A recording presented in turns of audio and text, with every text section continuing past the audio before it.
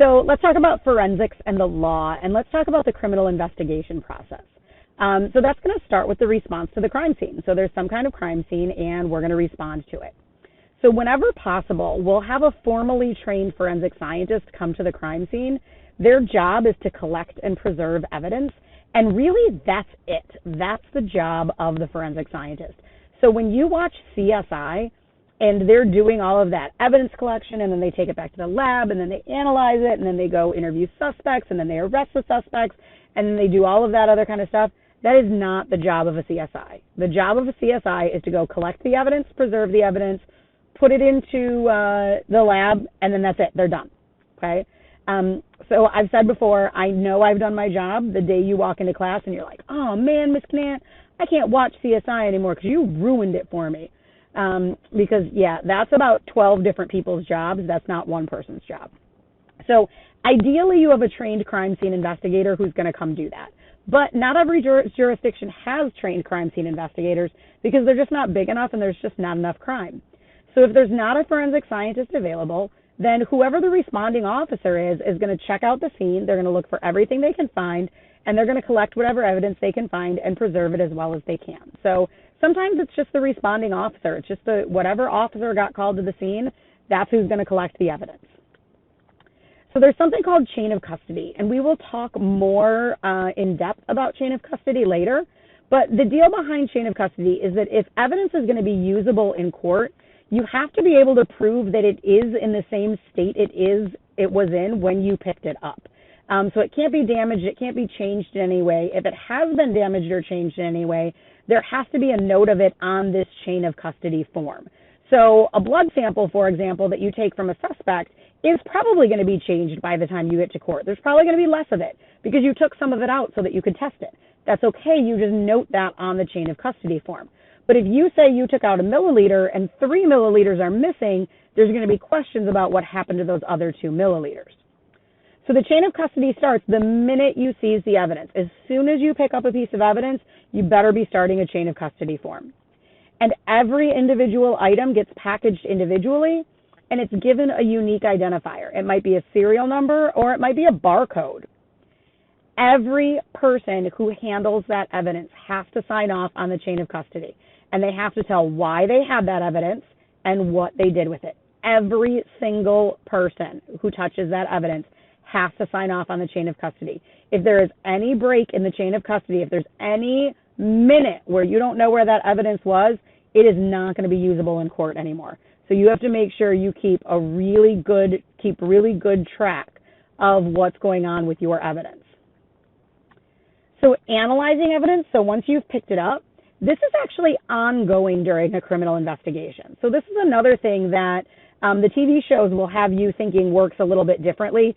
It's not like you get all the evidence, you send all the evidence back, you get all the evidence with answers.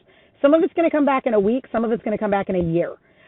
You're just going to get, and then some of it's going to come back and you're going to say, oh, wait, I wish I had this other piece of evidence analyzed, and then you're going to send another piece of evidence to get analyzed. The evidence gets processed at various labs, probably not in the very same police station where the evidence got collected and sent to.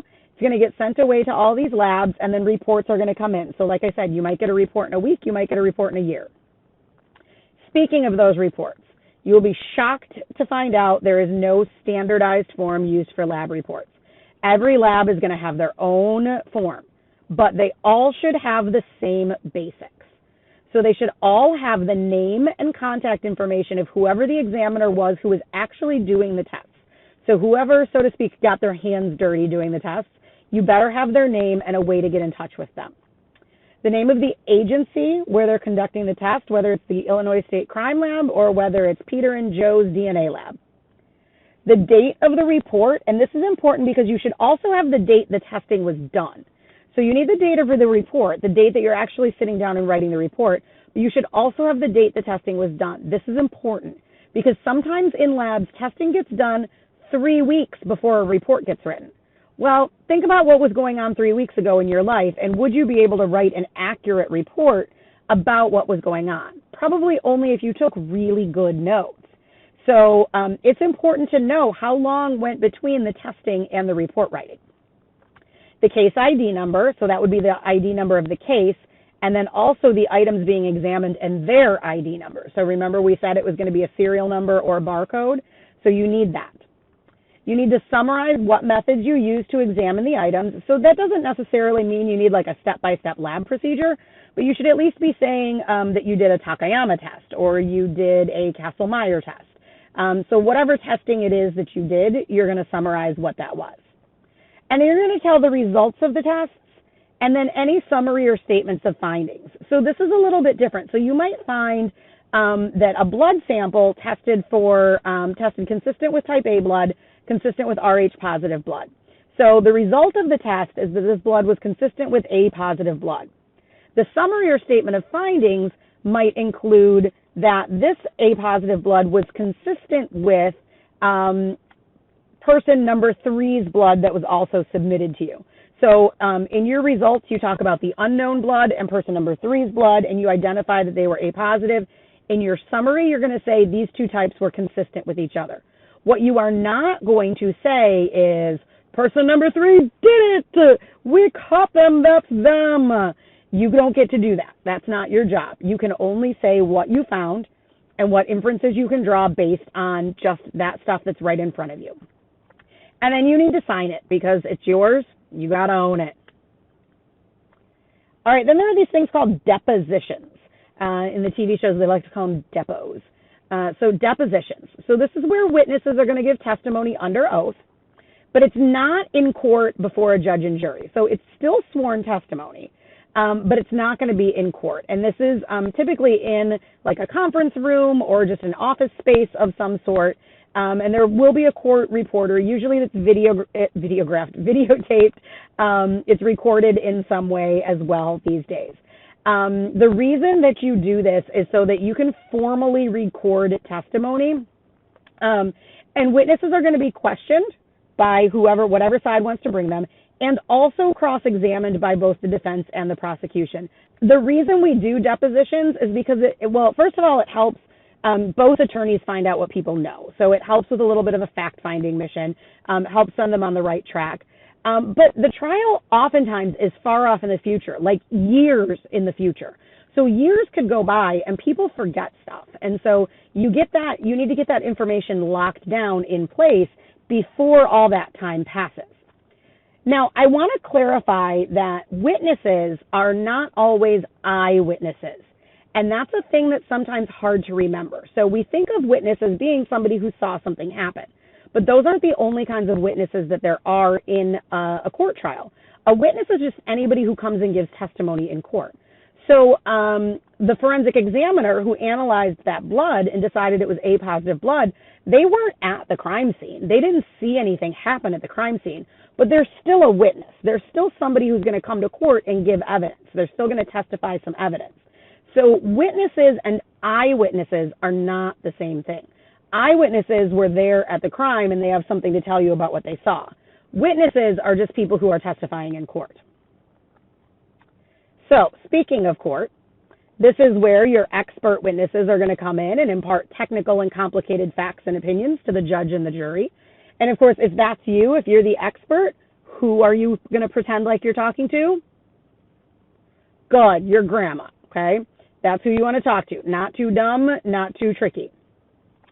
So not all cases make it to court. In fact, something like 95% of cases don't make it to court. They either get dropped or they get pled out. But when the cases do make it to court, lab techs do have to go in and testify about their reports. The attorneys can't just go plunk a report down on the table and be like, here you go. Somebody's got to go in and explain it. So it's going to start with something called voir dire. So voir dire, if you're a French speaker, voir means to see, dire means to say. So voir dire is to see, to say. So they're seeing if you know what you're saying. They're seeing if you know what you're talking about. So it's going to establish your education. Going to talk about your expertise. What was your training like? Have you published any papers? Have you written any books? Have you taught any classes? Have you worked for any universities? How many cases have you worked on? Do you typically work for the defense? Do you typically work for the prosecution? Whatever they need to do to prove to the court that you are an expert witness and that you should be listened to and you are credible. So here are some tips if you're ever called to testify. It seems silly that we have to say this, but you should always tell the truth. You need to be consistent with your prior statement, so maybe go back and look over your notes from the deposition, because if you said something 2 years ago and you say something different now, there's going to be a problem. Don't discuss the case with anybody outside of court, so you can't talk about it with your spouse, you can't talk about it with your BFF. The exception to that is if you're doing a pretrial conference with the attorneys and they're getting you ready for court and how to testify, that in that case you can talk to the attorneys. You need to listen to the questions carefully to make sure you're answering what actually was asked of you. Don't volunteer information. So if they ask you a yes or no question that's a pretty straightforward yes or no, just say yes or no and stop. Don't go rambling on about all of the other stuff. You don't need to be offering up info. But be aware of leading questions and compound questions. So leading questions typically are, isn't it true that, and then all kinds of stuff that follows. And compound questions are questions that have two parts. So sometimes you'll agree with one part of the question, but not with the other part of the question. But they're going to try to get you to agree to the whole entire thing. Avoid hearsay. You can only testify to what you personally saw or heard or did. So if somebody else did the tests in the lab, they're the ones who have to come testify, not you. You want to pause before you answer in case the attorneys are going to object. So you got to give them a second so that they can think about it and decide if they want to object or not.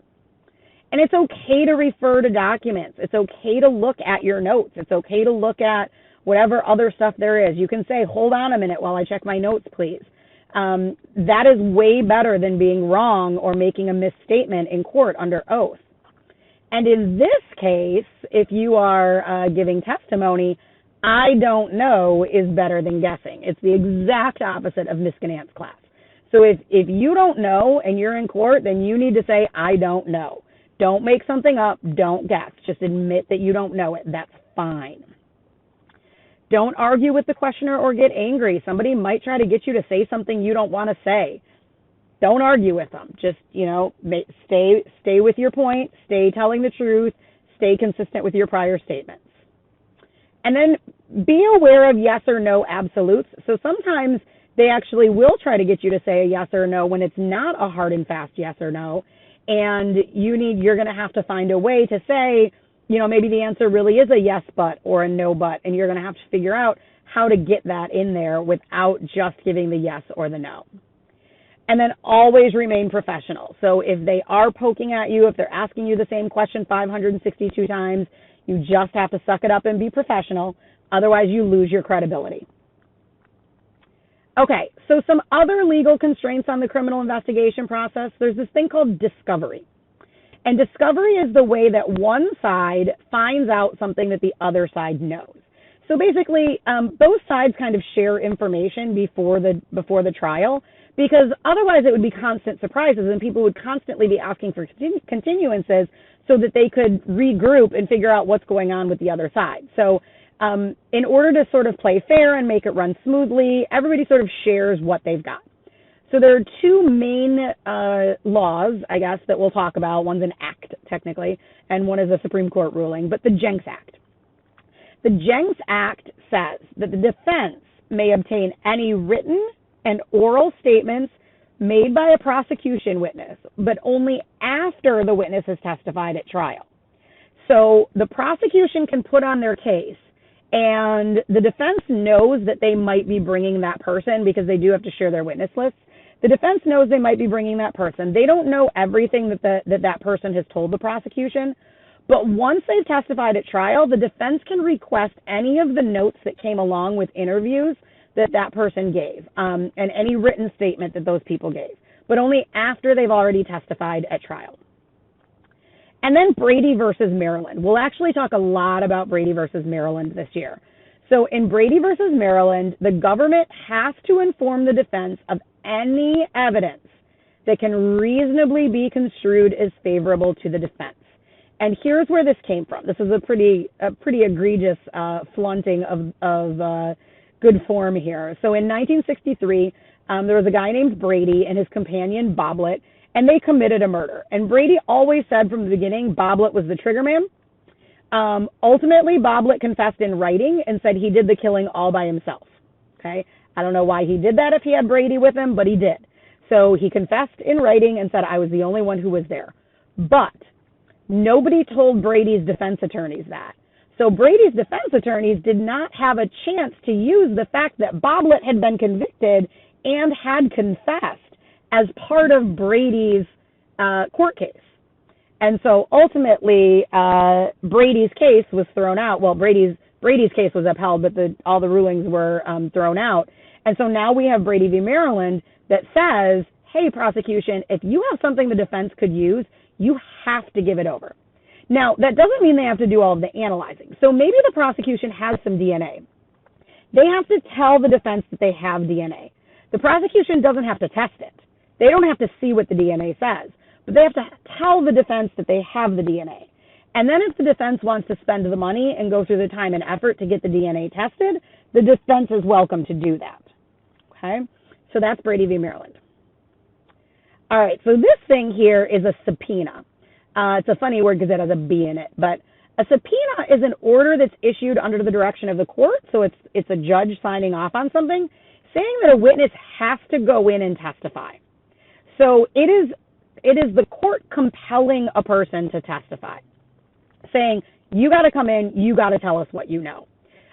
Typically, the consequences of not complying with a subpoena are either a really big fine or jail time.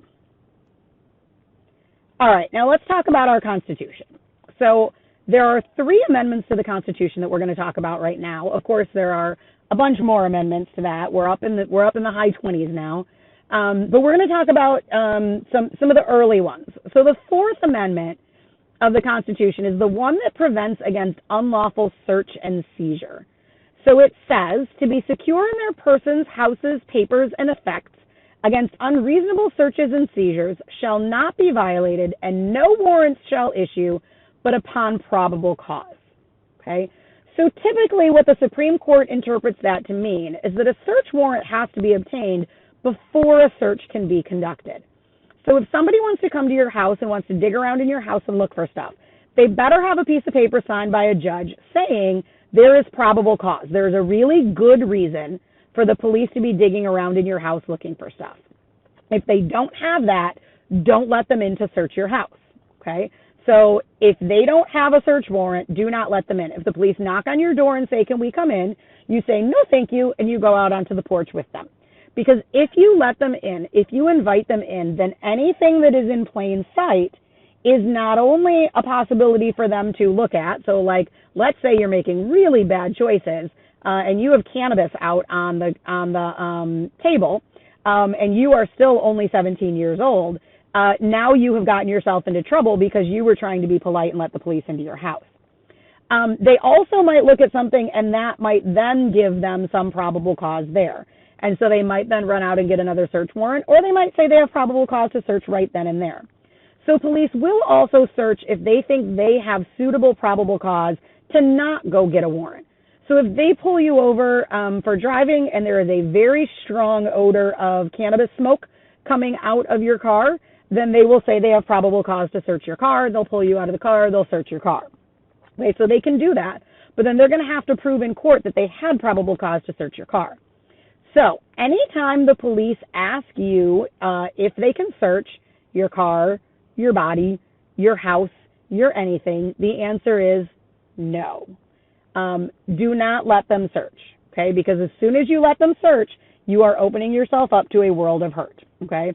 So do not let them search because that just opens things up. Now, if they have probable cause, if they have a reason to search, then they'll do it anyway because they'll have probable cause. But put that responsibility on them. Don't invite them to find something. The Fifth Amendment prevents us against self-incrimination. So the Fifth Amendment of the U.S. Constitution says, nor shall any person be compelled in any criminal case to be a witness against himself. So self-incrimination is not prohibited. You are allowed to confess. You are allowed to say as many dumb things as you want to say to get yourself in trouble. The only thing that's prohibited is compelled self-incrimination. So they can't force you to say things against yourself. So they can't beat it out of you. They can't hold you in a room for 48 hours without letting you go to the bathroom and without food or drink. They can't compel you. But you are allowed to say whatever you want to say, which is why we now need to talk about the most important thing for you to learn all year long in Miss Ganant's class. If you don't learn anything else, here's what you need to learn. If the police want to question you, shut up. Do not answer questions. The police want to start asking questions, you shut up. There are two things you can say. If you are under 18, you can say, please get my parents. If you are over 18, or if you don't want to call your parents, you say these words: I am invoking my right to an attorney. You ask for an attorney, and then you shut up. You also have to say the words, I am invoking my right to an attorney. There have been some ridiculous cases lately where judges have ruled that the way a person said it did not indicate to the police that they were invoking their right to an attorney. So there was a guy who said something along the lines of, yo, get me an attorney, dog. And the judge interpreted that as saying, how would the police have known he wanted an attorney? The police thought he wanted an attorney dog. It's true. This is ridiculous. So you have to say, I am invoking my right to an attorney. Those are the words that work. But the police want to talk to you, shut up. Because if you invoke your right to an attorney and then you start yammering, you have forfeited your right to an attorney. So in the presence of the police, shut up. Oftentimes, all the time, people think that they can talk themselves out of it. They could think that they can just logic their way out of something, and they cannot. They logic their way into something else. So just don't even try. Just close your mouth. Okay. That brings us to the Sixth Amendment of the U.S. Constitution, which guarantees a speedy and public trial. Speedy is a relative term, though. Khalif Browder sat in jail for 3 years. They managed to get continuance after continuance after continuance for 3 years before they finally just dropped the case and let him out of jail. So speedy is a relative term. You have to be confronted with the witnesses against you. That means you get to see the person who is talking against you, the person who is accusing you, the person who is saying whatever they are saying about you. You get to see them in court. And then the last one is, this is the amendment that guarantees your right to counsel. This is the amendment that says you get an attorney. It might be a public defender if you can't afford your own attorney, but you get an attorney, which is why you invoke right to counsel. Because the worst that happens is they bring you a public defender, and then, I'm completely, totally stereotyping here, because of New Trier Township, the vast majority of you have parents who could scrounge up the money for a lawyer you can pay for and not have to use a public defender. So the worst that happens is you get a public defender in there, and then you say to the public defender, I need you to call my parents so that we can work this out. Or you use your public defender. And it is what it is. But you have to have an attorney. You are not expected to go into court and represent yourself, and it's the Sixth Amendment that does that. All right, so those are the basics of forensics in the law. We'll talk a lot more about forensics in the law as we go on, but that's a little taste and some vocabulary words for you.